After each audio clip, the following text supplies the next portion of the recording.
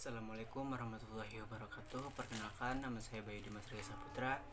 Saya adalah mahasiswa dari Universitas Wanca Sakti Bekasi.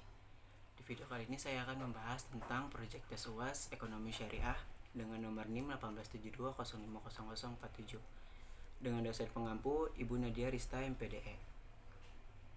Di sini saya akan membahas tentang perputaran uang dan bank. Perputaran uang atau velocity of money adalah ukuran tingkat pertukaran uang dalam suatu perekonomian. Istilah ini mengacu pada beberapa kali uang berpindah. Berdasarkan rumus velocity of money, ini juga mengacu pada seberapa banyak suatu unit mata uang digunakan dalam periode waktu tertentu. Velocity of money adalah proses yang terpenting untuk mengukur tingkat di mana uang yang beredar digunakan untuk membeli barang dan jasa. Ini digunakan untuk membantu para ekonom dan investor mengukur kesehatan dan volatilitas ekonomi. Memahami velocity of money adalah ukuran dari vitalitas ekonomi. Dalam proses perekonomian, velocity of money adalah metrik yang dihitung oleh para ekonom, umumnya untuk menunjukkan tingkat di mana uang ditransaksikan untuk barang dan jasa. Ketika ekonomi berada dalam ekspansi, konsumsi dan bisnis cenderung lebih siap mengeluarkan uang sehingga perputaran uangnya meningkat.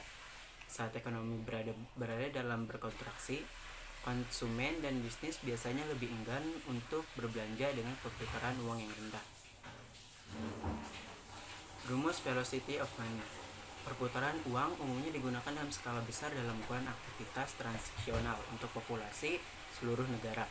Secara umum, ukuran ini dianggap sebagai perputaran uang jumlah beredar untuk seluruh perekonomian. Rumusnya yaitu perputaran uang sama dengan GDP ditambah uang beredar. PDB biasanya digunakan sebagai pengambilan rumus perputaran uang, meskipun produk nasional bruto atau GNP yang juga dapat digunakan.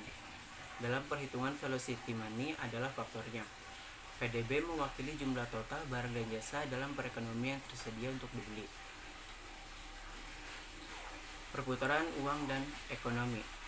Terdapat pandangan berbeda di antara para ekonom mengenai apakah perputaran uang merupakan indikator yang berguna untuk kesehatan suatu perekonomian, atau malah lebih khususnya lagi tekanan inflasi.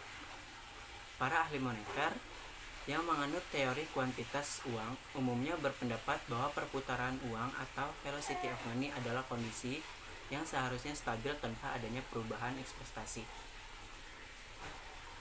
Namun, perubahan jumlah uang beredar dapat mengubah ekspektasi dan karenanya mengubah pula perputaran uang dan inflasi. Misalnya saja, peningkatan jumlah uang beredar secara teoritis akan mengarah pada peningkatan harga PDB yang sepadan karena ada lebih banyak uang untuk peningkatan barang dan jasa. Secara empiris dan menunjukkan bahwa perputaran uang memang ditentukan oleh berbagai variabel. Selain itu, hubungan antara perputaran ditentukan oleh berbagai variabel. Misalnya, dari tahun 1959 hingga akhir 2007, perputaran persediaan uang M rata-rata 1,9 dengan maksimum 2.198